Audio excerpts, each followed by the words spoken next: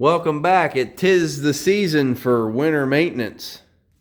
I put a new fuel valve on there. Look at that, shiny. I use Partzilla. They don't sponsor me, but I mean, if they want to, look me up.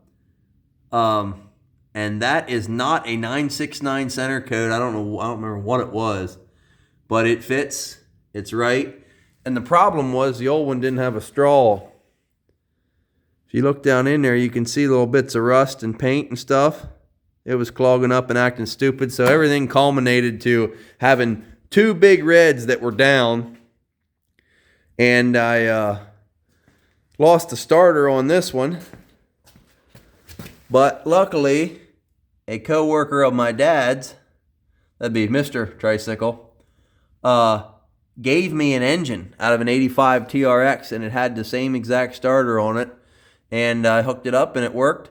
So that's all done, but I, like a dummy, pulled this cover off because I wasn't sure how this was in there, and it just slides in there. There's only an O-ring sealing that up. So when you sink your big red in a mud hole, make sure that O-ring's in good shape because that'll fill the engine up with water right quick. But the starter worked, and it's a 1985 starter. So who knows how much life is left in this one. And I don't have a manual for these, and I never did any messing with these, and I ended up having to put a gasket in there. I never, believe it or not, I never put a starter on one of these, any of them, the older style 8234 or the 567, because I don't buy junk. But that was the plan, was to get everything ready, because being that this video is recorded, 2 days out. Thanksgiving's in 2 days, and I always put the snow plows on for Thanksgiving.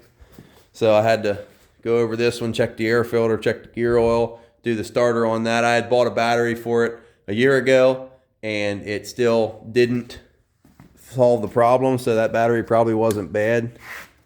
But it's starting like a dream nowadays. And the 84 is running good, getting good, clean fuel, unobstructed. And Saturday I had the snowplow on and off about a half a dozen times because the hole was here, so I added some length. So now it lifts higher.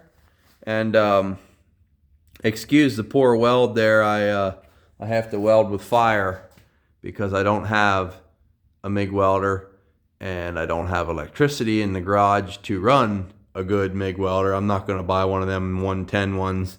If I get a welder, I'm going to get a big one. And these plows will be going on probably Thanksgiving morning before I head to the family gathering for the big delicious meal. But that's the winter maintenance. Plows are ready to go. Three-wheelers are ready to go. Gear oil, air filters, motor oil. I think I'm going to change the oil in this one. I don't know how old it is. It's not very dirty, but when I plow with them going slow in low gear, there's not much air getting across the engine, so they do get hot. And I like to keep good fresh oil in them and not beat it up too bad. So that's the winter maintenance that I was alluding to, but they are both ready.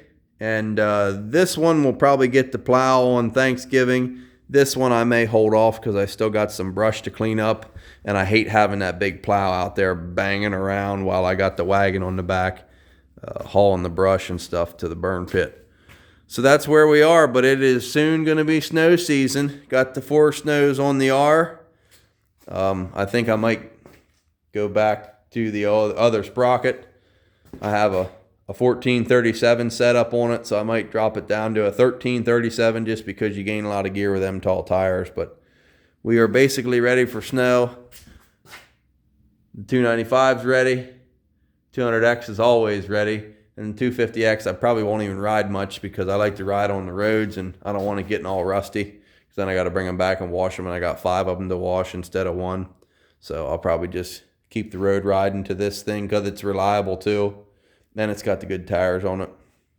Not that we get feet and feet and feet of snow, but if I can get out there before the plow truck does, I do try. But that's all for now, and we'll try to get some video footage of me snow plowing this year. See you soon.